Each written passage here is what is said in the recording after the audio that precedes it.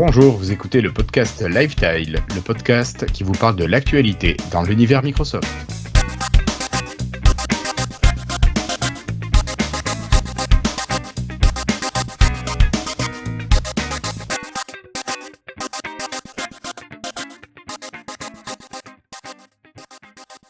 Bienvenue à toutes et à tous, nous sommes aujourd'hui le jeudi 27 juin 2019 et c'est l'occasion de lancer l'épisode 156 de Lifestyle.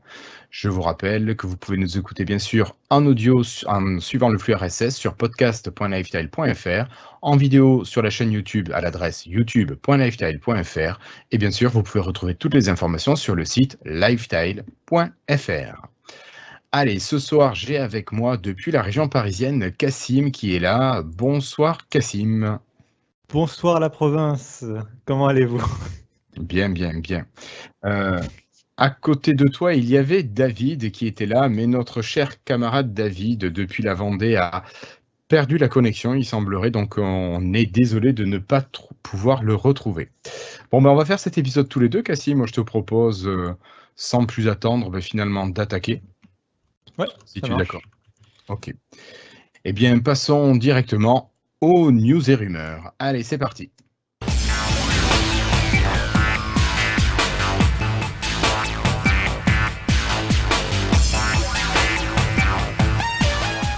Alors, Cassim, aujourd'hui, pour commencer, on va parler de petites news mobiles. Notre camarade Flobo aurait été vraiment triste d'apprendre cette nouvelle, mais je crois que la couche de téléphonie de Windows vient de disparaître, non? Il y a bien quelque chose comme ça? C'est ça, c'est dans une pré-version, je crois, si je ne me trompe pas, en tout cas c'est la build 18912, donc je crois que c'est celle qui arrivera l'an prochain ou quelque chose comme ça, Oui. qui en fait a vu toute la couche téléphonie mobile disparaître. Donc la couche téléphonie mobile, c'est ce qui permettait à Windows 10 mobile d'accéder au réseau 3G, 4G, et de faire des appels téléphoniques et d'envoyer des SMS, etc. par le réseau des opérateurs. Est-ce que ça permet aussi, Cassim, d'utiliser la data pour se connecter à Internet ou pas du tout? Je crois il me semble que ça utilise un autre morceau, parce que ça, ils l'ont pas retiré, clairement pas. C'est quelque chose qui va continuer à être utilisé puisque Microsoft met beaucoup en avant les ordinateurs connectés en 4G ou en 5G à l'avenir. Donc ça ne devrait pas disparaître. C'est vraiment ce qui était hérité de Windows Phone qui va être supprimé. Quel impact sur nous, utilisateurs? Est-ce qu'il y a un impact ou c'est juste notre camarade Flobo qui sera touché? C'est juste notre camarade Flobo et quelques autres qui seront touchés. En fait, à la base, ça devait être utilisé par Microsoft pour ses smartphones et puis pour des évolutions de Windows 10 que la firme avait prévues. Mais maintenant, en fait, la vraie utilisation de cette couche, c'était surtout par les bidouilleurs, en fait, qui avaient installé Windows 10 pour ARM sur leur smartphone, sur leur lumière, en fait. Et ils se servaient de cette partie de Windows, cette couche cellulaire mobile, pour tout simplement accéder aux appels téléphoniques, aux SMS et à Internet. Et donc oui, du coup, ils pourront plus faire ça à l'avenir, donc ça va leur couper les mises à jour de Windows 10, en fait. Donc, grosso modo, on peut dire que Windows sur ARM pour les téléphones, c'est fini, quoi. C'est ça, c'est ça, c'est exactement ça, c'est fini. Et bon, c'est pas une surprise, c'est juste une mauvaise nouvelle pour les bidouilleurs, quoi, mais pour le grand public, c'est finalement pas, ça devrait être assez indolore, et puis c'est probablement une décision de Microsoft, à mon avis, pour des raisons de sécurité, qui préfèrent pas laisser traîner quelque chose dans Windows 10 dont lui ne se sert plus. D'accord, tout à fait. Ok, on enlève le code qui est devenu inutile. C'est ça, à mon avis, c'est tout simplement ça, de leur point de vue à eux, en tout cas. Oui, de leur point de vue à eux, tout à fait. Ok, allez, je te propose de quitter cette news et de passer sur une information un peu plus ludique, on va dire. On a souvent critiqué la calculatrice qui était mise à jour très fréquemment et on a appris il y a quelque temps que la calculatrice de Windows était disponible sur GitHub, c'est-à-dire donc les sources étaient libres, c'est ça, Cassim? C'est exactement ça. C'est exactement ça. Tu peux prendre le code source et l'adapter comme tu veux. Eh bien, cette application calculatrice est disponible maintenant sur Android. Alors, comment ça se passe, ça? C'est tout simplement un développeur, a priori, puisque c'est pas édité. C'est effectivement sur le Play Store et c'est pas édité par Microsoft. C'est édité par Nventive. Donc c'est effectivement quelqu'un qui a repris le code source de Microsoft et qui l'a adapté à ce qu'il fallait pour que ça puisse tourner sur Android et qui l'a déployé sur le Play Store. Donc voilà. Après, on en parlait sur le Slack et le fait que notamment ils créditent pas vraiment Microsoft pour les sources. Pour les sources, quoi, ce qui est un peu dommage, voire je me demande si c'est pas presque. je me demande surtout si c'est pas en contradiction avec la licence pour le coup, parce que libre, ça veut pas non plus dire open bar et que tu peux faire n'importe quoi. Normalement, il y a une réglementation autour, notamment. Tu cites tes sources finalement. Tu dis à partir du dépôt Microsoft, machin. C'est ça. Faut voir la licence qu'a mis Microsoft en fait en mettant en open source son truc.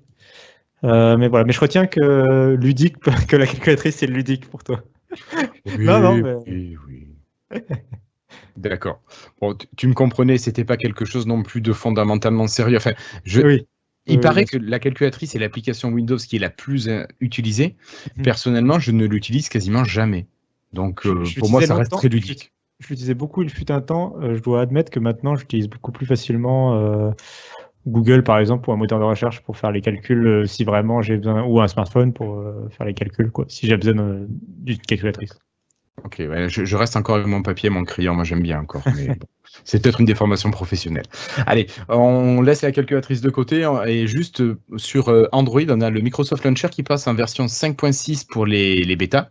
Alors, on a plein de petites nouveautés qui sont, on a quelques petites nouveautés qui sont pas mal dedans, Cassim. Est-ce que tu pourrais me redire ce que c'est et qu'est-ce qui va pouvoir qu'est-ce qui va pouvoir intéresser les utilisateurs? Ouais, c'est quelques petits détails, hein. Ils continuent leur développement, mais c'est bien de voir l'application évoluer. Bon, il y a une nouvelle icône adaptative, donc ça veut dire qu'elle va s'adapter. L'icône de l'application va beaucoup mieux s'adapter. Les icônes des applications vont beaucoup mieux s'adapter à votre smartphone selon le fabricant que vous avez. En gros, vous avez aussi la possibilité de gérer mieux votre calendrier avec Microsoft Teams qui s'intègre dans le launcher directement. Oui. Donc, si vous avez un serveur, enfin un compte Microsoft Teams, vous allez pouvoir retrouver votre calendrier dans le launcher. Et vous avez aussi une meilleure gestion des emails en fait et des tâches to-do, etc. Liées à ton compte Microsoft, surtout les comptes professionnels, je crois. Ouais, professionnels ou éducation. Ouais. Enfin, les comptes payants ou équivalents. Ouais. Donc voilà, c'est pas révolutionnaire, hein, mais c'est des petits ajustements en fait qui montrent que l'application se synchronise de mieux en mieux avec le reste de l'écosystème Microsoft aussi. Mais ça fait penser un petit peu à un pont qui pouvait y avoir, comme à l'époque, un petit peu avec les hubs, finalement, une application qui arrive à regrouper plein de fonctionnalités. Oui, je sais, tu as écrit un article récemment sur Android qui parlait des hubs. Donc oui, les hubs font partie des fonctionnalités qui me manquent de Windows Phone. Donc c'est un petit peu une manière de retrouver ça. Alors c'est pas la même manière un hub pour tout ce qui est musique et vidéo, un hub pour tout ce qui est personne, mais on retrouve quand même un endroit où tu peux gérer plusieurs choses finalement et que je trouve ça plutôt intéressant. Voilà. Donc, moi, j'apprécie ce Microsoft Launcher. Tout à fait. Ok. Allez, Cassim, on va quitter le monde mobile, on va passer sur du plus lourd quand même. Des choses, moi, qui m'intéressent pas mal. Quand tu as mis ce lien là dans le fil de news du Slack, je me suis dit, fichtre ça va être intéressant. J'espère que Cassim a des infos un petit peu plus poussées que celles qu'il y a dans l'article. Alors, c'est la gamme Surface qui devrait voir arriver d'autres comment on dit, pas des fondeurs, des fondeurs de processeurs. Oui, des processeurs en tout cas, de nouvelles marques de processeurs, quoi. Oui, tout à fait. Alors, faut se rappeler que Microsoft jusqu'à présent, pour ses produits Surface, travaillait quasi exclusivement avec Intel. On se souvient que la Surface RT et la Surface 2 avaient des puces Nvidia à l'époque ARM. Mais à partir de là, la Surface Pro 1, Pro 2, Pro 3 et suivante, la Surface 3, etc., tout ça, ça a utilisé de l'Intel. Et finalement, voilà. Donc Microsoft. Et d'ailleurs, Microsoft rappelait souvent sur scène qu'ils étaient en proche partenariat avec Intel, qu'ils les aidaient à concevoir la ventilation et tout ça. Donc ils avaient vraiment un partenariat assez rapproché.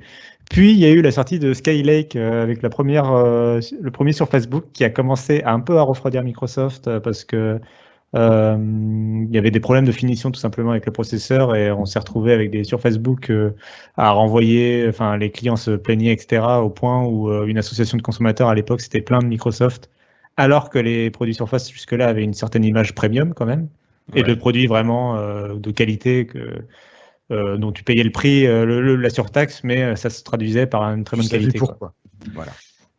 Donc là, ça a un peu entaché ça. Et puis, il y a aussi le fait que tout simplement, Intel a un gros monopole sur les PC portables, en particulier, d'une manière générale, sur l'informatique sur Windows, quoi.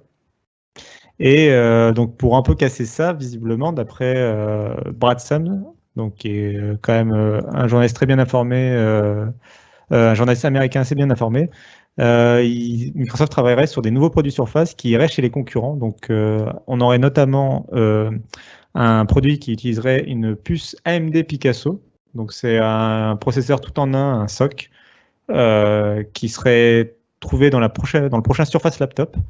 Alors, ce Picasso, quand tu parles d'un SoC, c'est un petit peu ce qu'on a sur les téléphones mobiles, si je dis pas de bêtises. Hein. Donc, c'est quelque chose qui regroupe le processeur, peut-être la mémoire directement, pour certains. En tout cas, ici, ce serait plutôt le processeur, la puce graphique surtout. Ouais, et ce qui va gérer ce qu'on appelait le chipset, ce qui va gérer les connectiques, par exemple USB, Wi-Fi, etc., le réseau, etc. D'accord. Ok. Donc c'est AMD qui revient beaucoup là en ce moment sur le devant de la scène, notamment sur les PC de bureau avec des processeurs aussi bien qu'Intel pour beaucoup moins cher. Pour l'instant, ils ont encore du mal à se trouver une place sur les PC portables parce que les fabricants ont beaucoup de partenariats avec Intel et Intel, je pense, force un peu en vrai dans ses contrats. Tu m'étonnes. Voilà, pour éviter que les gens aillent chez AMD. Et je pense qu'avec déjà avec cette première approche, Microsoft, à mon avis, veut mettre en avant des alternatives pour que en espérant que les fabricants peut-être suivent derrière. Moi, il y a un truc, ça me fait penser à quelque chose. Ça me fait penser à la Xbox. Parce que si je dis pas de bêtises, actuellement, les Xbox sont déjà équipés de processeurs de chez AMD et ils n'ont pas de processeur Intel. Ouais, alors la Xbox, j'ai écrit moi aussi un papier sur cette information en reprenant les informations de Brad Sams. Et la Xbox, j'y ai pensé à plus d'un titre parce qu'il n'y a pas que ça. Alors là, effectivement, Microsoft est partenaire avec AMD sur les Xbox déjà. Donc, ils peuvent un peu se resservir de ce partenariat, à mon avis, pour travailler avec les Surface Laptop. Mais j'ai surtout pensé pour un autre partenariat, pour un autre produit. Ce serait un appareil qui se rapprocherait plutôt de la Surface Pro ou de la Surface Go, on ne sait pas encore exactement. Sam parle vraiment de la Surface Pro, je crois. Il me semble aussi, ouais. Mais qui en fait intégrerait un processeur ARM à la place d'un processeur Intel, et pas n'importe lequel, un processeur conçu par Microsoft avec l'aide de Qualcomm. Oui. Donc le nom de code c'est quand même Excalibur, donc déjà. Oui, le truc qui envoie du lourd, quoi. Et donc l'idée ce serait de prendre la puce dont j'avais déjà parlé, je crois, dans l'émission, le Snapdragon 8CX, qui est en fait la première puce que Qualcomm ne propose pas sur des smartphones, qui a vraiment été conçue de bout en bout pour les ordinateurs portables. D'accord. Et qui a une puissance équivalente à un Core i5U qu'on retrouvait jusque-là dans les Surface Pro, justement. D'accord. Donc là, on aurait vraiment un processeur ARM qui pourrait répondre aux besoins d'un utilisateur. Moi, je veux dire qui bosse quand même, qui lance des logiciels assez gourmands. Je pourrais utiliser ce genre. Oh là là, j'ai du mal ce soir. Je pourrais utiliser ce genre d'appareil pour lancer du Photoshop, du Audition, des trucs assez lourds. Alors, c'est la promesse de Qualcomm. Pour l'instant, on n'a pas encore eu de produit finalisé en main en test. Ils arriveront que à la fin de l'année. Et d'ailleurs, cette Surface Pro, elle arriverait aussi en fin d'année. Et en fait, cette puce, c'est là où je parlais un peu de Xbox, c'est une puce qui est basée sur un Snapdragon déjà connu, mais customisée par Microsoft. On ne sait pas exactement dans quelle mesure.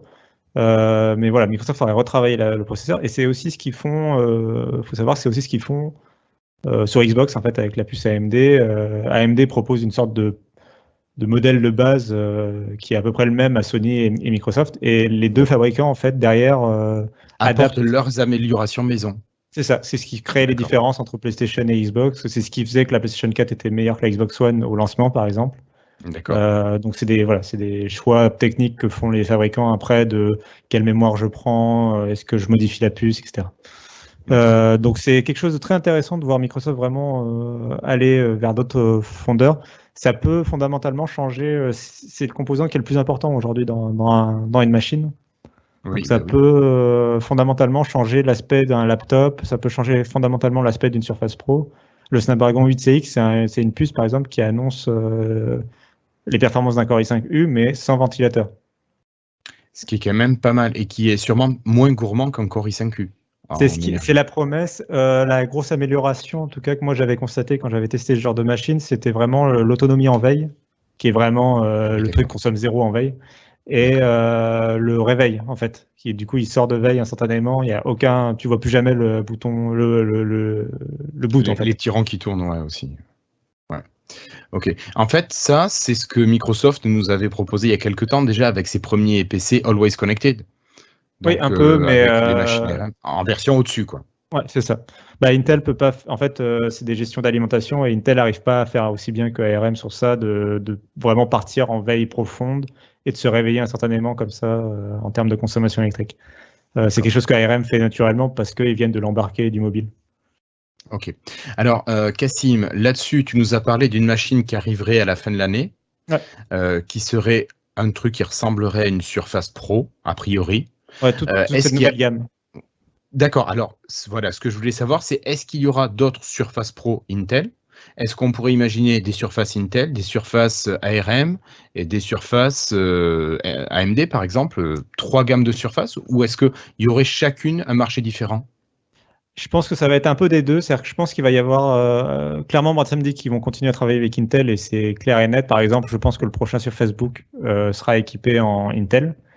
Je pense qu'il y aura quand même des produits ciblés pour chaque fabricant et que tu pourras pas dire tel ou tel. Enfin, tu pourras pas avoir le Surface Laptop en version AMD et en version Intel, à mon avis.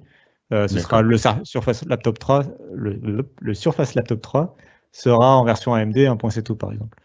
Par contre, sur la Surface Pro, je suis pas aussi définitif. C'est possible que, par exemple, la Surface Pro, entre guillemets, entrée de gamme, soit la version ARM et qui soit du coup la version 4G, LTE, machin, oui. 4G, 5G, et que la version haut de gamme, Core i7, Core i5, bah, soit pas forcément, enfin, ou qu'il y ait la version Wi-Fi qui soit Intel, la version 4G qui soit Qualcomm, un truc comme ça, quoi. D'accord. Ok. Mais ce sera des produits différents, quoi. Ils seront quand même différenciés, à mon avis. Ouais, il n'y aura pas que le CPU qui sera la différence. Je pense que le nom fera en sorte, ils appelleront pas à mon avis, ils appelleront pas une Surface Pro Intel et une Surface Pro ARM Surface Pro. Il y aura Surface Pro 4G et Surface Pro par exemple, un truc comme ça. Wi-Fi ou autre chose. Ok. Ok, merci Cassim. Alors, est-ce que au niveau, enfin, avec l'arrivée de ces nouveaux processeurs, est-ce qu'on peut penser qu'il y aura d'autres matériels ou pour l'instant on va se limiter à ça encore? Pour cette fin d'année, visiblement, ça a l'air d'être que ce qui est au programme en termes. C'est vraiment des nouvelles générations de produits. Après, on parle quand même je pense, de changements majeurs de design potentiellement. Enfin, la Surface Pro, par exemple, passerait enfin à de l'USB Type C. On aurait, à mon avis, il va y avoir des changements de design, peut-être un écran borderless, ce genre de choses, donc qui serait quand même une vraie nouvelle génération de produits. Oui. Mais on n'aurait pas de nouvel élément pour l'instant dans la famille Surface. Ou sauf surprise, type le casque Surface qu'ils avaient lancé un petit peu, voilà. Donc peut-être, voilà, on avait entendu parler des écouteurs, par exemple, ils voulaient faire des écouteurs. Oui, c'est vrai. Il y aura peut-être ça, par exemple, mais pas un PC, quoi. Ouais, d'accord. Mais moi, je pensais vraiment qu'il y ait un produit qui bénéficie de ces processeurs nouvelle génération. Donc, pour l'instant, on va rester là-dessus. Non, il faudra plutôt, à mon avis, attendre 2020 et aller. Là, on retournerait du côté d'Intel et on parlera, à mon avis, plutôt de Centaurus, du coup, qui est le fameux projet Surface, mais là, ce sera plutôt pour 2020, a priori. Peut-être un teaser en fin d'année, mais sorti en 2020. Donc, si je voulais te parler de quelque chose qui se plie, parce que en ce moment, il semblerait que 2019, il y ait beaucoup de choses qui se plient, bien ou mal, mais que ça se plie quand même. Donc, ce sera plutôt 2020. Toi. Voilà, ça serait 2020 pour Microsoft. Peut-être que ce qui se plierait bien, justement. Ouais, c'est ça. Alors, c'est une autre rumeur, là, par contre, qui n'est pas du tout de Bradshaw, mais qui est qui vient d'un analyste, pardon. Donc, c'est à prendre plutôt avec des pincettes. Il y a beaucoup moins de crédibilité. Bradshaw, on est à peu près sûr de ses sources et on sait au moins que Microsoft travaille vraiment sur ses produits. Est-ce qu'ils sortiront ou pas? Ça, c'est toujours une question qui peut rester en suspens. Jusqu'au dernier jour. Mais c'est dans les bureaux de Microsoft, on est à peu près sûr de lui. Par contre, là, l'analyste, c'est un peu plus flou. Il est cité par Forbes, qui n'est pas non plus réputé pour ses sources. Mais c'est quand même intéressant ce qu'il annonce. Donc cet analyste, il dit que Microsoft sortira en 2020 un produit à 2 écrans qui se replierait. Donc ce ne serait pas un grand écran pliable, ce serait 2 écrans séparés. Et donc, ce serait le fameux projet Centaurus dont on avait déjà entendu parler. Donc, pour rappel, c'est Andromeda qui avait été annulé et Microsoft qui, en fait, reprendrait un peu ce projet, mais l'agrandirait pour en faire une sorte de plutôt de PC portable que avant c'était un smartphone transformé en tablette. Là, on serait plutôt dans le PC portable hybride, tablette hybride PC portable sous un nouveau format, puisqu'on parle quand même de deux écrans de 9 pouces en 4 tiers. Donc ça fait, pour ceux qui ont un iPad mini par exemple, ça fait 2 iPad mini côte à côte, quoi, en gros. Donc c'est quand même quelque chose. Ouais, ça fait un bel écran quand même. Bah, ça fait un beau bébé, ouais, quand même, Ouais. quand tu le déplies ou même replié. Enfin, ça fait quand même on est plus proche du notebook, enfin du netbook de l'époque que du téléphone portable que tu vas remettre dans ta poche quand tu vas le plier, quoi. Donc dans les specs qui sont annoncés, donc il utiliserait une puce Intel. C'est un des produits qui utiliserait encore une puce Intel, justement. On se souvient que d'ailleurs Intel avait annoncé cette puce en disant qu'ils l'avaient faite pour un fabricant mystère, donc ils n'avaient pas le droit de révéler le nom. Et on avait supputé que c'est peut-être Microsoft. Ça semble en prendre le chemin quand même. D'accord. Et l'autre point qui est vraiment intéressant à mentionner, je pense, c'est le fait que d'après cet analyste, la machine tournerait sous Windows Lite, mais serait compatible avec les applications Android. D'accord. Alors ça, c'est quand même un serpent de mer qui revient assez souvent, ça, cette idée de machine qui fait tourner les applications Android. Et pourquoi on aurait uniquement ce mode S qui serait sur la machine? Enfin, bon, après, ça reste très fumeux tout ça, mais des réponses? C'est vrai qu'ils disent ce serait visiblement le produit qui mettrait en avant. Enfin, ce serait pas le mode S, en fait, ce serait vraiment Windows Lite, qui serait encore une nouvelle itération. On s'y perd à force. Une nouvelle itération, c'est la même chose. Hein, c'est grosso modo la même chose depuis Windows RT. De toute façon, c'est l'idée d'un Windows un peu plus fermé. Sur le store. Et un peu plus contrôlé et donc théoriquement plus optimisé. Je pense que l'idée, c'est de mettre en avant cette plateforme et de l'optimiser pour ce produit particulièrement. Pour les applications Android, après, c'est un peu fumeux parce que le problème reste le même, et c'est le problème qu'il y avait déjà avec Astoria à l'époque sur Windows Phone. L'émulation. Aujourd'hui, déjà, il faut de l'émulation, machin. Ça, à la limite, je pense que Microsoft serait capable d'en faire. D'ailleurs, Google fait tourner des applications Android sur ses Chromebooks, donc ça peut marcher. Ouais. Le souci, c'est que les applications Android utilisent les services Google. Les développeurs d'applications Android utilisent vraiment les applications, les services Google, et c'est de plus en plus le cas au fur et à mesure que Android évolue. Android est de plus en plus lié à Google. On voit, si vous suivez l'actualité mobile, vous voyez toutes les difficultés qu'a Huawei en ce moment. Un petit peu. Et la catastrophe que ça a failli être, enfin voilà, on va pas parler de Huawei, mais en gros, on peut pas se passer de Google quand on veut proposer de l'Android. Et là, je vois pas comment Microsoft arriverait à proposer des applications Android, sauf s'ils ont un accord avec Google. On a vu qu'ils allaient travailler avec Google sur Microsoft Edge. Peut-être qu'ils ont un accord avec Google. Peut-être, c'est pas impossible, mais quand même, la probabilité pour que ce soit le cas est quand même très très faible. Tu me l'accordes, ça. C'est très très faible. Après, est-ce que quelque part, ils pourraient pas caresser Google dans le sens du poil, enfin, si les services, si Microsoft arrive à signer un partenariat avec Google, ça veut dire que les services Google arrivent se feraient un choix dans Windows. Et quelque part, est-ce que ce serait pas une victoire pour Google plus qu'une victoire pour Microsoft, en fait? Enfin, est-ce que ce serait pas donnant-donnant, et finalement, est-ce que Google n'aurait pas beaucoup à y gagner de se dire why not, quoi? Sachant que leur Chromebook fonctionne plus ou moins bien selon les pays, voire pas trop en Europe. Voilà, ça peut être une bonne entrée pour Google, et gagner finalement encore plus de parts de marché, pouvoir dire haut et fort, regardez, Android, tout le monde en veut, quoi. Quelque part. Oui, c'est une manière de voir ça. Après, c'est sûr que si tu te fermes au store Microsoft qui est encore assez réduit, forcément, tu peux avoir besoin des applications Android. Si tu laisses un système ouvert, tu n'as pas besoin des applications Android. En tout cas, voilà, c'est un projet qui sera pour 2020 au mieux, donc du coup, on a encore le temps de le voir venir. Et il y aura peut-être un teaser en fin d'année, du coup, avec tous les produits dont on parlait avant. D'accord. Ok. Bon, sinon il y a eu un événement Surface aussi en interne, là où la team Surface proposait de montrer des produits aux employés de Microsoft. Mais bon, t'as pas d'infos là-dessus, toi. Je crois pas qu'on en ait parlé de manière publique.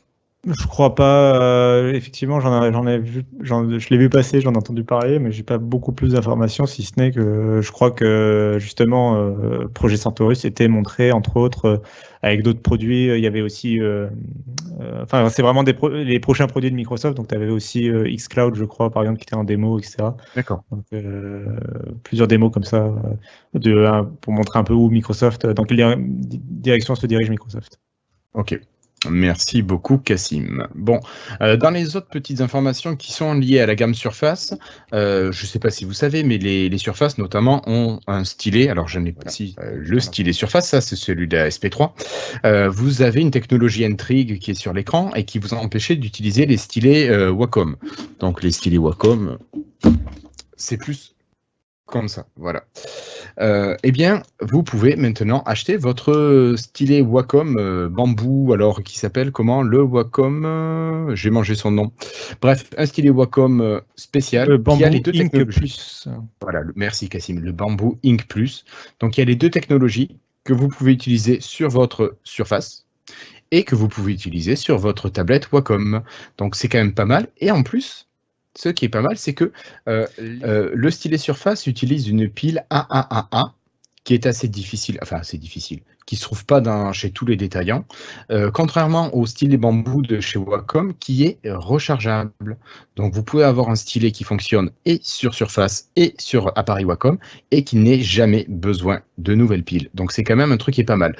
Le revers de la médaille, c'est que le stylet Wacom coûte 99 $. Pour un stylet Surface, je crois que les neufs doivent être à 90 $. Donc on est sur quelque chose de totalement équivalent, sachant que vous avez la version avec pile et la version sans pile avec la recharge. Voilà, donc ça c'est à vous de décider. Mais vous avez, avec le Wacom, vous avez les deux mondes. Donc c'est peut-être une solution qui peut être pas mal. Je sais pas ce que tu en penses, toi, Cassim. Oui, non, c'est vraiment intéressant. Ils avaient déjà annoncé plusieurs fois qu'ils avaient un partenariat, enfin, qu'ils voulaient vraiment faire des stylets qui fassent les deux, justement, parce que les fabricants de PC proposent des PC plutôt Wacom en général, et Microsoft propose le tien de technologie, et du coup, c'est bien d'avoir des stylets qui sont compatibles avec les deux, quoi. Donc, non, vraiment bonne nouvelle. Après, la batterie. Encore une fois, moi, ça m'a jamais dérangé pour le stylet dans la mesure où elle est vraiment. Oui, elle est très bonne. Elle est très Voilà. bonne. Il consomme très peu, mais ça arrive quand même. Moi, j'en suis à ma deuxième batterie sur stylet Surface. Alors, disons que je préfère quand même, effectivement avoir le choix ou pouvoir recharger le stylet. Après, je préfère le stylet Surface avec sa batterie de 12 mois au stylet Apple que tu dois recharger genre toutes les semaines, quoi. Oui, non, mais ça, on est d'accord. C'est même pas la peine d'envisager cette possibilité. Allez, on continue cette fois-ci. Alors rapidement, pour vous parler de la réalité mixte. Je ne sais pas si vous vous souvenez des casques de réalité mixte. Il semblerait que ce soit quelque chose qui soit plutôt en bout de souffle. Alors le Microsoft ne propose plus qu'un modèle de casque. Est-ce que finalement, ça serait la fin? Voilà, donc j'espère que vous n'avez pas investi trop dans les casques de réalité mixte, Cassim. Ouais, Voilà. c'est un peu. Allez, c'est la fin. C'est un peu, ouais. C'est la règle. C'est quoi la règle des 3 ans, c'est ça? La règle des 3 ans, si au bout de 3 ans, ça n'existe plus, fallait pas le faire. Il faut attendre 3 ans avant d'investir dans un produit Microsoft. Voilà. Ouais, on verra ce que ça donne, hein, mais ouais, ça a l'air mal parti. Là, pour le moment, peut-être ça runnera après dans genre 3 ans. Peut-être quand des fonctionnalités intéressantes arriveront, parce que je pense qu'il n'y a peut-être pas encore les besoins où ça apportait pas le plus. Enfin bref. Deux choses. Il y a peut-être déjà la prochaine Xbox qui pourrait être assez puissante pour faire de la VR, ce qui n'était pas le cas de la Xbox One, donc ça peut débloquer un truc chez Microsoft. Et deux, ils avaient dit qu'ils étaient intéressés dans le cas où ils seraient capables de créer des casques sans fil. Donc là aussi, l'évolution de la technologie peut amener des choses. On verra. Mais oui, c'est clairement là, pour la première génération, en tout cas, ça ne se sent pas très bon. Je pense que c'est enterré. N'achetez pas le casque qui reste. Allez, on continue plus rapidement. Le Microsoft Store voit arriver pas mal de mises à jour. Et on a vu pas mal d'applications système, Cassim, qui est arrivé. Donc il y a le terminal qui est arrivé, il y a DirectX qui arrive.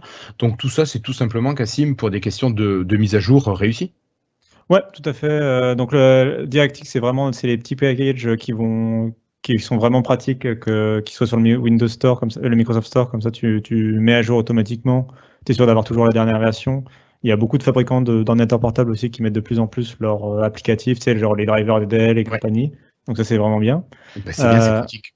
Et le terminal, c'est le tout nouveau terminal qu'ils avaient présenté à la build, qui est compatible avec Linux et compagnie, qui est vraiment très ambitieux pour un terminal, hein. Oui. Et qui est open source. Là, c'est la version alpha qui est du coup disponible et facilement à tester. D'accord. Et puis, à noter quand même que ce terminal voit arriver une nouvelle icône, Cassim. Et ça, c'était pour notre camarade Flobo. Voilà, donc vous verrez l'icône pour ceux qui regardent la vidéo. Oui, elle est bien. Voilà. Allez, on continue cette fois-ci pour vous parler rapidement de Edgeium. Alors, Edgeium ou Edge version basée sur Chromium. La version Canary. Donc, je ne sais pas, vous vous rappelez, il y a la version Canary, c'est vraiment les testeurs qui vont avoir toutes les nouveautés. Ensuite, vous avez la version développeur, vous avez des nouveautés, mais pas tout. Et la version bêta. Je ne sais même pas si elle est sortie, la bêta, Cassim. Non, toujours pas. Finalement. Non, pas encore. Pas. Ils attendent encore, comme la version stable. Elle est censée sortir tous les mois, donc, mais ouais, c'est assez bizarre qu'elle ne soit pas encore sortie. Ouais, alors que honnêtement, la version dev est quand même très très stable, quoi. J'ai jamais eu un crash de Edgeium. Je crois pas non plus, hein, en vrai. Une fois, je crois qu'il a frisé quand même. J'étais obligé de l'achever, mais voilà, j'utilise plus que lui. Ouais, moi aussi. Ouais. Alors, pour revenir au sujet, Edgeium en version Canary, donc la version la plus instable, mais qui est quand même très stable, va apporter un mode Internet Explorer pour que les gens qui utilisent des sites qui ont encore des fonctionnalités spécifiques Internet Explorer puissent ouvrir ces sites avec Edgeium.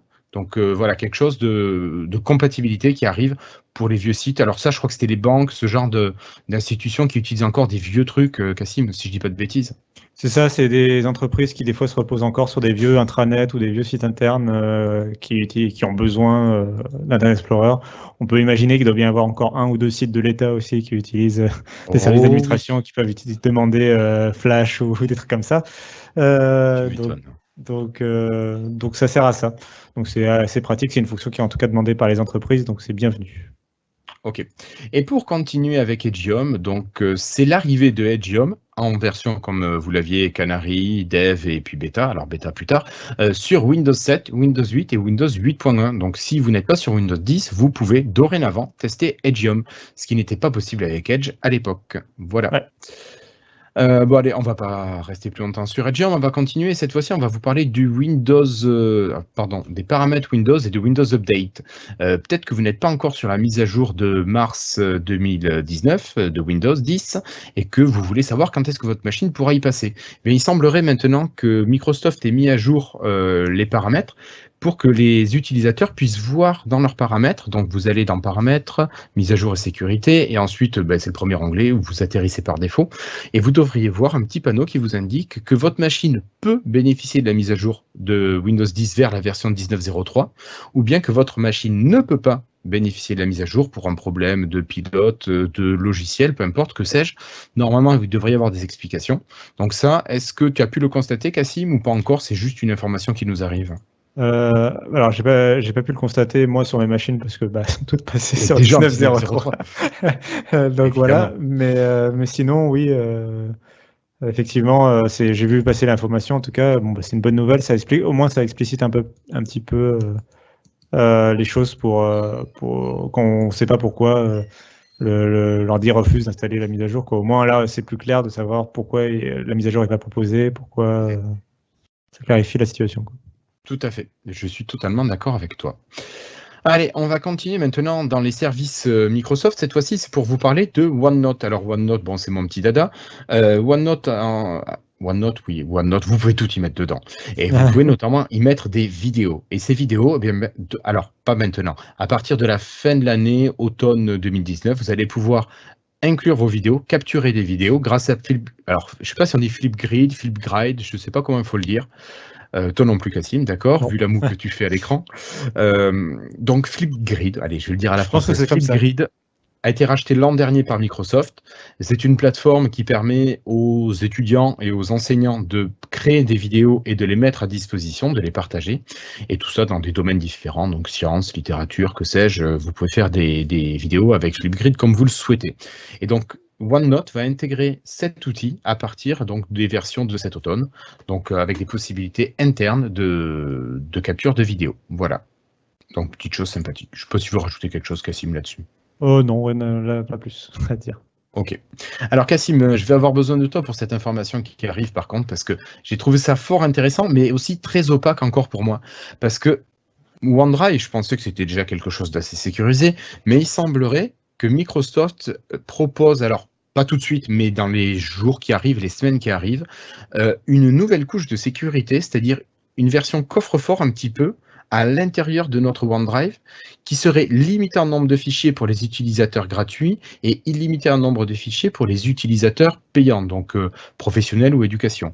Alors, est-ce que tu peux nous expliquer un petit peu ce qui va en être, Cassim, s'il te plaît? Tout à fait, ouais, donc ils appellent ça le coffre-fort et en fait c'est tout simplement un dossier que vous allez avoir dans votre OneDrive et dans lequel a priori vous allez plutôt mettre des documents précieux, du genre le scan de votre passeport, ce genre de choses.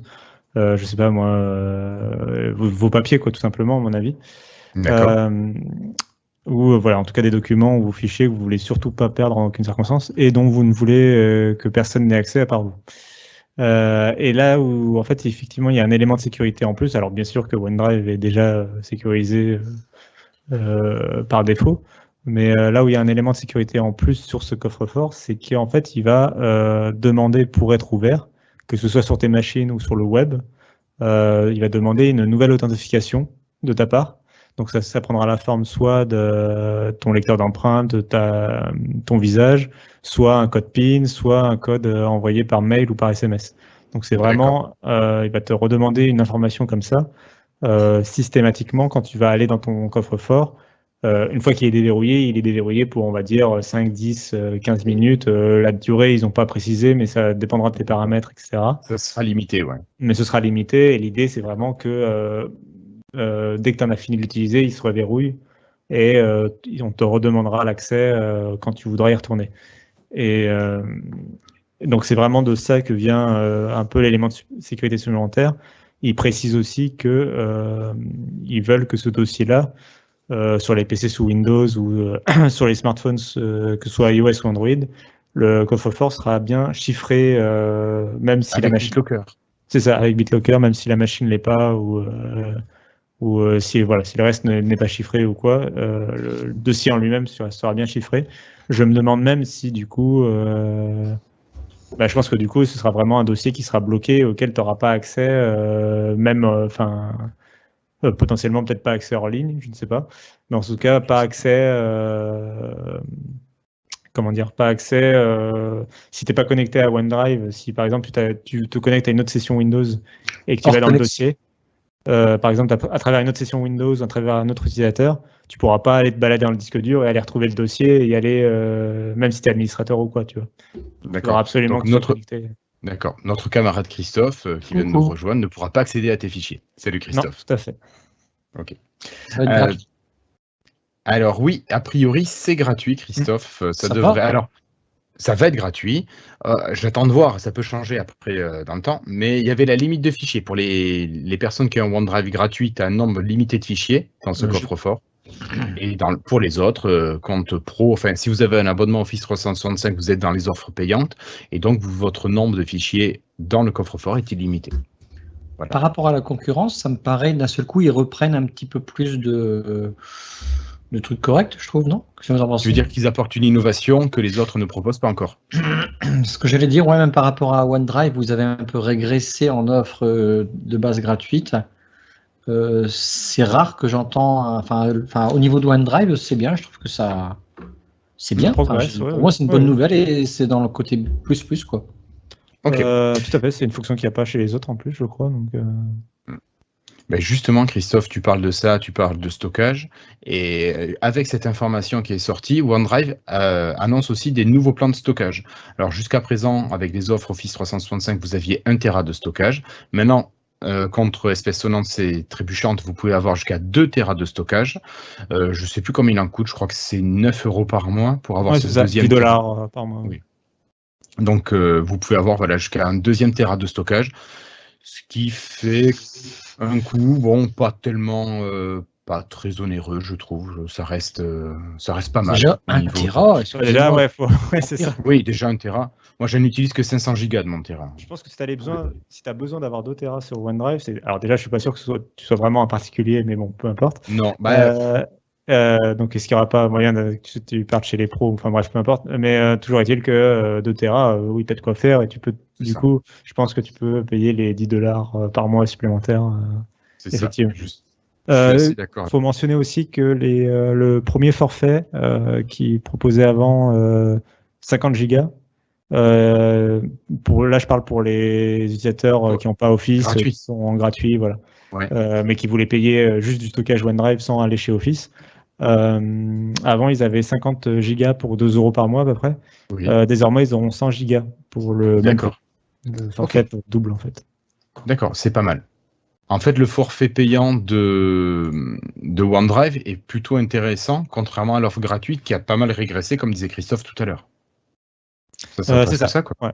Ouais, c'est ça. Les prix sont assez corrects. Après, je crois que Google est encore un peu en dessous avec Google Drive, mais bon, globalement, ils ont rattrapé avec ces nouveaux prix et tout ça. Ils ont rattrapé, ils sont à peu près dans les normes, quoi. Ok.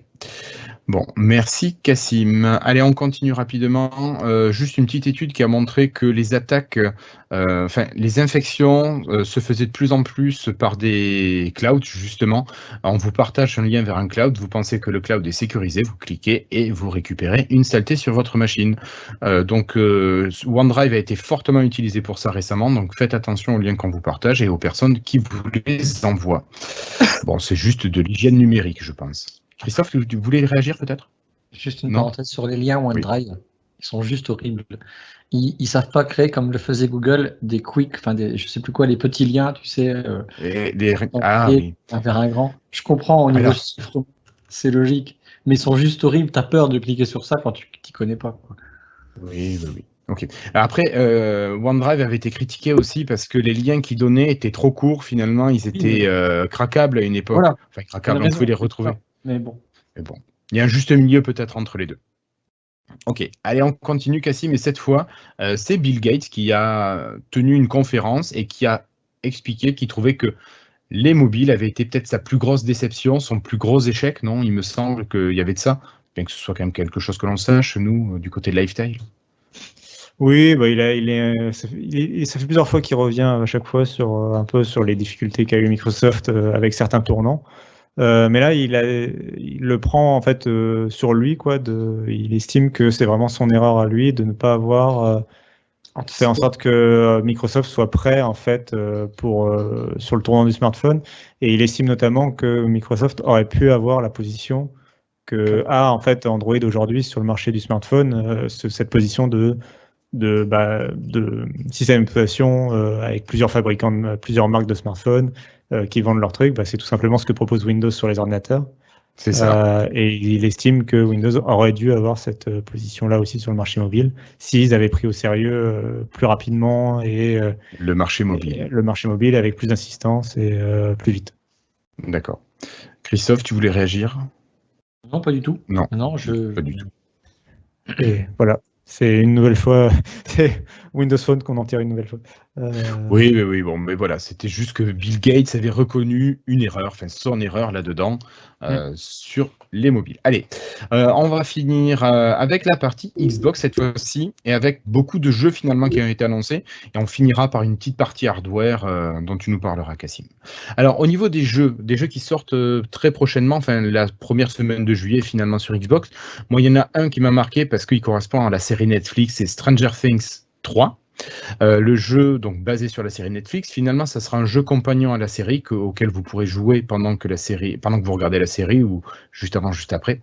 Et il sortira le 4 juillet pour un tarif de $20. Alors, je trouvais ça.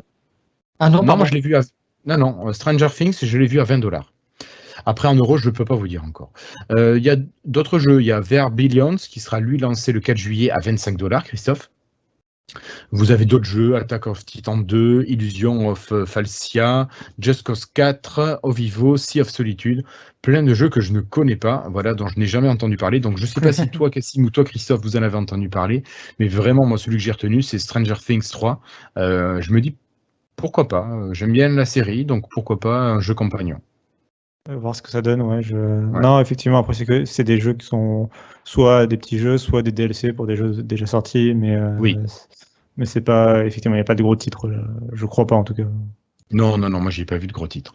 Alors toi, Cassim, par contre, tu as repéré des sorties qui allaient arriver et vous serez pas obligé de débourser un copec supplémentaire si vous êtes abonné au Game Pass, qu'il soit Ultimate ou non. C'est les nouveaux jeux Game Pass, Cassim, qui sont sortis. Donc qu'est-ce que tu nous proposes pour ce mois-ci? Oui, tout à fait. C'est Microsoft qui a fait petite vidéo qui s'appelle ID at Xbox Game Pass. En fait, ID at Xbox, c'est leur service, enfin là où ils gèrent leurs développeurs indépendants. Donc, c'est les développeurs, les individus qui veulent faire des jeux pour Xbox, mais qui sont pas des grosses boîtes. Et donc là, c'était vraiment que des jeux indépendants comme ça. Qui vont rejoindre le Game Pass en fait. Et c'est là où vraiment Microsoft est en train un peu de tirer son épingle du jeu. Donc c'est si vous êtes abonné, c'est plein de petits jeux dont vous allez pouvoir profiter. Et donc il y a une liste. Donc tu as par exemple My Time at Portia, qui est un petit jeu de gestion un peu façon Minecraft, mais avec un peu d'aventure et de gestion de sa ferme tranquillou, qui était avant sur Switch et qui maintenant sera sur Xbox et PC. Sauf que voilà, j'hésitais à me le prendre sur Switch et là je vais plutôt me le prendre sur Xbox et PC du coup. Ouais, oui, logique. Mais voilà, après rapidement, il y a Bad North, Gunner, The Banner Saga 3, Yoku's Island Express et Worms qui revient, le fameux Worms. Alors celui-là, c'est inconnu par contre. Ouais, celui-là, ça reste un des indépendants, le studio, mais oui, c'est un jeu connu. Alors, moi, j'ai une question, Cassim, quand même. Je me dis, pour les grosses boîtes qui participent, dont notamment les studios Microsoft qui mettent le jeu sur le Game Pass, je comprends tout à fait.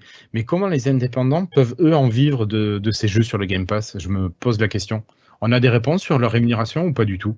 Je crois pour l'instant, on n'a pas beaucoup d'informations en vrai sur les rémunérations des développeurs ou même des éditeurs. Enfin, tout ce qui est jeu dans le Game Pass, en fait, on ne sait pas exactement comment le modèle économique du Game Pass fonctionne. En revanche, ce qu'on sait, c'est que, a priori, les éditeurs qui ont proposé leur jeu et les développeurs indépendants qui ont proposé leur jeu sont plutôt contents d'y être, en fait, et ont l'air d'en gagner un bénéfice quand ils sont contents.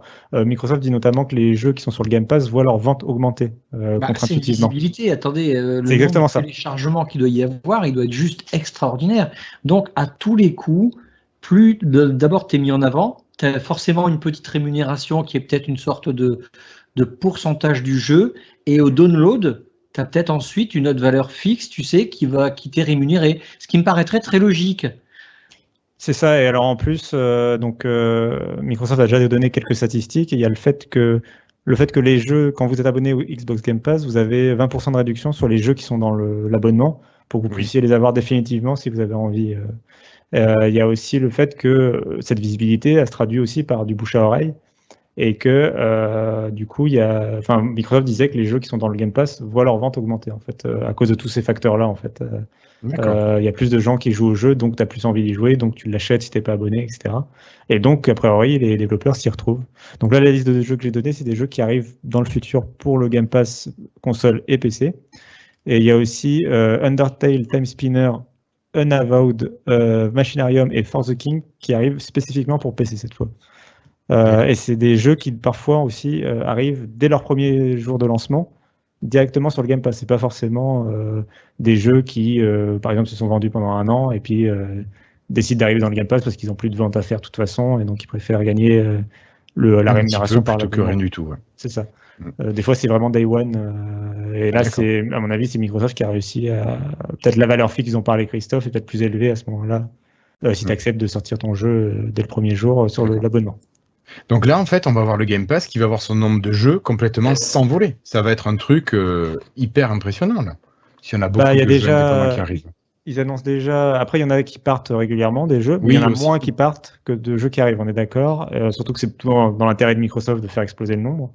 Il y a déjà, je crois, plus de 200 jeux sur console, et pour l'instant, il n'y en a encore que 100 sur PC.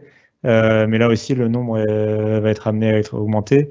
Et vraiment, je pense que c'est très intéressant ce qu'ils sont en train de faire avec les jeux indépendants, de justement mettre en avant comme ça. Là, ils ont fait ça dans une annonce qui dure 20 minutes. C'est une vidéo qui dure 20 minutes où on voit les jeux défiler. Et c'est très intéressant parce que ça met vraiment les jeux en avant. Ils interrogent les développeurs et tout. Enfin, c'est très intéressant. Christophe, toi, tu serais pas intéressé pour nous faire du développement de jeux sur Xbox? J'aimerais bien, si j'avais du temps, je ferais ça, j'aimerais Oui. bien. En fait, ce qu'ils font là, j'avais vraiment en tête ce qu'ils faisaient avec Windows Phone. Au début, moi aussi, ça me faisait penser à Exactement ça ça, en fait. Ouais. Quand tu étais au Moulin de la Forge pour faire les hackathons. Je veux dire, on était des indépendants et on nous poussait, on nous mettait en avant, ça rapportait, c'était ils inventent rien, hein, ils l'ont déjà fait et ils savent le faire quand même. Bon, après. Mais là, au Xbox, il n'y a aucune crainte que ça fasse. Oui, c'est ça. Là, a priori, c'est bon. Donc, Ils font ça sur un non, mais marché qui est je te jure que déjà j'aimerais bien réussi. faire des jeux, ça j'adorerais en fait. Franchement, tu t'éclates là-dedans, je suis certain, quoi. Dans la 3D, dans tout ça, putain, tu dois t'épanouir à mort, quoi. Après, attention, il y a tellement de métiers aussi autour du jeu, tous les métiers ne me plairaient pas. Mais au niveau d'un AD où tu dois gérer plein de choses, un peu comme Popito, quoi. Ouais. Bah, d'ailleurs, lui, peut-être qu'il serait peut-être un jour amené à pousser. Il nous avait expliqué à l'époque de Poppycart, là, quand il avait fait Poppycart 2, il avait expliqué que pour les indépendants, c'était très chiant. Et peut-être que là, finalement, ah oui, à l'époque, c'était en début d'année, en début de saison 8. Hein. Donc peut-être que maintenant, il faudrait qu'il ressollicite Microsoft pour voir si les conditions ont changé, si ça serait pas plus favorable pour lui. Qui contacte. Bah oui, moi, franchement, mais ils n'hésitent pas, surtout que ces jeux, ils ont une bonne qualité. Et tu vois, il y avait des trucs, je me souviens, j'en rêvais, moi à l'époque, j'avais un jeu qui était rigolo, c'était un jeu de serpent, tout ça, et de chiffres, peu importe. Mais tu te disais, putain, tu mets ça en Xbox Live, à l'époque, tu sais, les trucs avec les bandeaux verts, là, ça existe encore d'ailleurs. Et putain, même tu baisses ton jeu à 70% de vente, tu t'en fous, vu le volume de joueurs que tu as derrière. Oui, potentiellement, tu as un marché énorme. J'y pensais aussi quand, là, dans la présentation, des jeux comme Worms, par exemple, il y en a d'autres qui sont des jeux multijoueurs.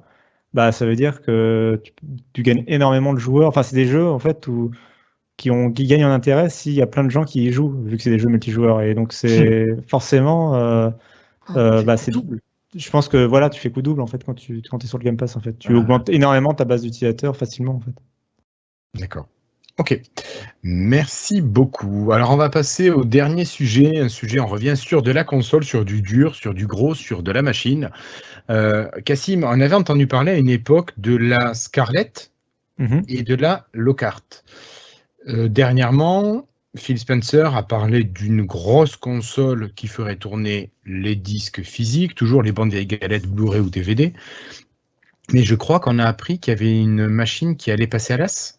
Quelque chose comme ça? Ouais, tout à fait. En fait, quand on réécoute l'E3 de l'année dernière, en fait, Phil Spencer, il annonce qu'ils parleront à l'avenir de leur prochaine console avec un S à la fin de console.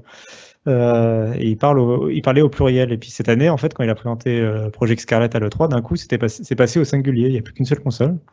Donc plusieurs journalistes se sont posé la question. Et en fait, il se trouve que tout simplement, Microsoft aurait annulé l'un de ces deux projets. Effectivement, la Next Gen devait reprendre. Visiblement, Microsoft, ils ont été contents de leur lancement de la Xbox One S et de la Xbox One X. Et ils voulaient refaire ce qui a marché une première fois avec leur prochaine génération. Et visiblement, ce qui aurait dû. Donc la console qui portait le nom de code Lockhart, qui aurait dû être le remplaçant de la Xbox One S, c'est-à-dire une console plus abordable mais moins puissante. A été abandonné en cours de route et il ne reste plus que la console haut de gamme qui va remplacer philosophiquement la One X qui sera la next gen, la prochaine génération de console. Et alors, on a des explications là-dessus ou pas du tout? C'est vraiment un choix interne à Microsoft totalement secret? Alors, on n'a pas les raisons précises, mais on a deux pistes en fait pour comprendre ça. La première, c'est qu'il y a forcément une guerre de performance avec Sony et sa PlayStation 5. Bien sûr. Et il se trouve qu'a priori, la PlayStation 5 pourrait peut-être être plus puissante que Project Scarlett. Et donc, ça voudrait dire que la PlayStation 5 serait plus puissante que la prochaine Xbox, même la Xbox haut de gamme. Et donc, ils auraient aimé éviter, ça aurait encore plus endommagé l'image de Xbox d'avoir une console encore moins puissante. Ça aurait fait un gap énorme entre les deux consoles. Là, le gap sera minime. Si ça se trouve, et d'ailleurs, on ne sait pas encore, la Xbox pourrait peut-être être un peu plus puissante, mais ça risque d'être dans les mêmes eaux. Donc, c'est une des raisons qui peuvent expliquer ça. La deuxième, c'est que les développeurs, en fait, du coup, auraient été obligés, en fait, justement, de s'indexer sur la console la moins puissante des deux pour tourner sur tout. en proposant des améliorations pour la plus grosse console, mais voilà, en sélection sur la plus faible des deux. Ouais. Et ça aurait créé le risque d'avoir un gros gap en fait entre le jeu marque Xbox dont les graphismes auraient été celles de la version de base et la PlayStation 5 qui aurait bénéficié du coup de toutes les avancées. Oui. Et la dernière explication, c'est xCloud, le fait que leur système de cloud gaming en fait serait en avance par rapport à ce qu'ils avaient prévu. D'accord. Il marcherait mieux que ce qu'ils avaient prévu et il serait basé aussi sur Scarlett, la nouvelle génération de xCloud. Et donc ça voudrait dire que la solution en fait pas chère pour jouer sur la prochaine génération, ce sera le cloud gaming en fait. D'accord, donc il n'y aura pas besoin de cette locart. Ouais. Ça enlève l'intérêt, surtout si la Xbox One S et la Xbox One X par exemple reçoivent en mise à jour le fait d'être compatible xCloud. Ça veut dire que en fait la locart ça peut être la One X par exemple Tout à fait. soldée parce que les magasins viendront leur stock quoi. D'accord, ok. Et oui, effectivement, le xCloud peut expliquer la disparition de locart. Ok. Merci beaucoup, Cassim. Bon, Christophe, je ne sais pas si tu as quelque chose à rajouter. Ça va? Pas la tartiflette. Raclette. Ta raclette, c'est bien placée? Bien sûr, c'est pour ça que je suis en retard. On enregistre le 27 juin.